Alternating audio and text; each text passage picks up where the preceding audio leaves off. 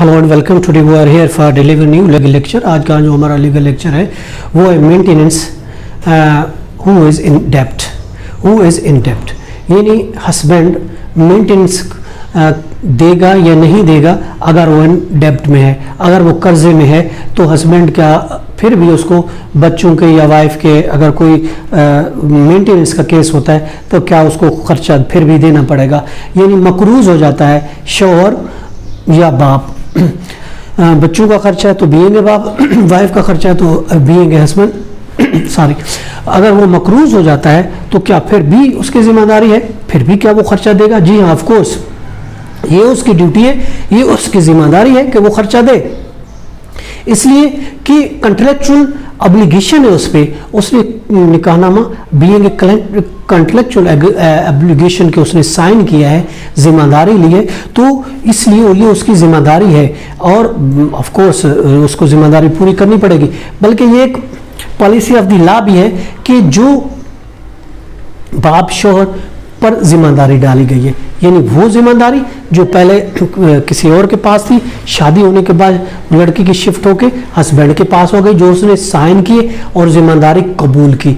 तो जब एक उसने कबूल की एक जिम्मेदारी तो ऑफकोर्स उसको वो जिम्मेदारी निभानी है, उसको खर्चा वो उसको देना है, चाहे वो मकरूज है या नहीं है। तो इस रिलेशनशिप की मौजूदगी में उसको खर्चा वो देना पड़ेगा।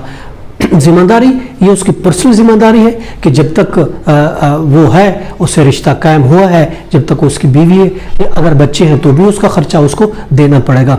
अगर बाप या हस्बैंड इनकार करता है, नहीं देता, तो कोर्ट उसको ऑफ कोर्स उसके खिलाफ कोर्ट डिग्री जारी कर सकती है। उसके बाद जब डिग्री एक दफ़ा हो जाए तो उसको इन्फोर्स भी किया जा सकता है, उसको एग्जीक्यूट भी किया जा सकता है। वो उसके अलग तरीके हैं, मुख्तलिफ तरीके हैं, कितने तरीके हैं वो एक अलग टॉपिक है, ऑलरेडी वो हमारी वीडियो मौजूद है। मगर उस पर कोर्ट फोर्स करती है, उसको एग्जीक्यूट करती है। He cannot discharge his duty on saying that I am in debt। वो ये नहीं कह सकता कि मेरी जिम्मेदारी नहीं बनती, चूंकि मैं डेप्ट में आ गया, चूंकि मैं कर्जे में आ गया, इसलिए मैं ये पे नहीं कर सकता। ये इस चीज़ से वो नहीं बच सकता।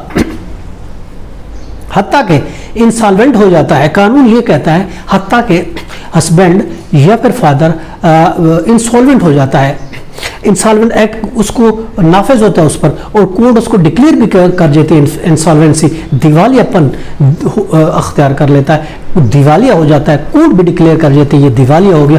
तो भी उस सूरत में भी वो इस खर्चे से नहीं बच सकता, तो भी उसको खर्चा देना पड़ता है। इंसॉल्वेंट पिटीशन फाइल करने से भी वो किसी सूरत में नहीं बच सकता।